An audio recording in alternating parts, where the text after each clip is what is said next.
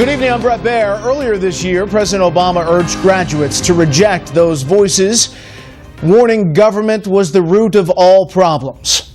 Given that, it might come as a surprise that government is not a savior, but now his latest scapegoat because his signature legislation is not yet working.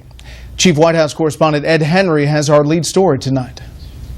After weeks of his aides saying there would be no Monday morning quarterbacking of the botched rollout, President Obama seemed to go further in an MSNBC interview, blaming government bureaucracy when pressed on why someone was not put more directly in charge of health care. The challenge, I think, that we have going forward is not so much my personal management style or particular issues around White House organization.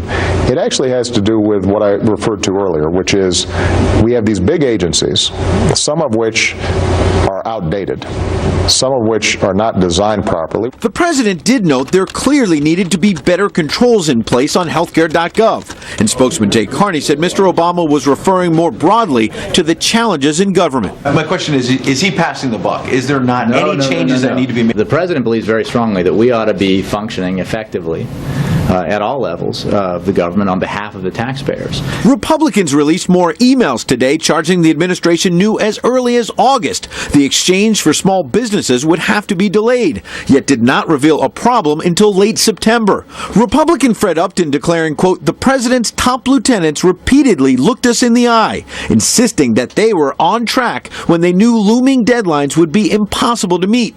These are not the characteristics of the most transparent administration in history. Administration officials note the emails are between a small group of aides and do not reflect the decisions of higher-level officials.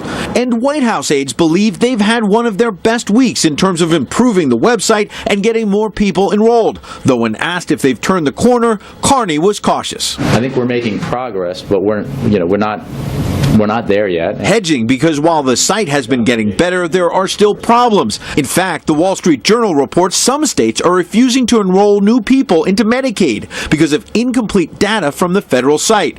Potentially a major problem since the initially low enrollment numbers have been beefed up by a large share of new taxpayer-financed Medicaid recipients signing up.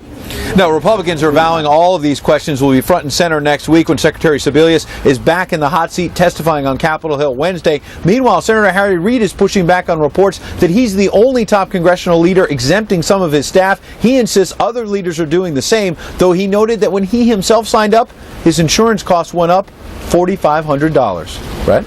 And the White House is still saying that the website's operating at private sector velocity. Yeah, they say the error rate has been coming down. They think this has been a good week. They hope to build on it. We'll see next week. Okay, Ed, thank you.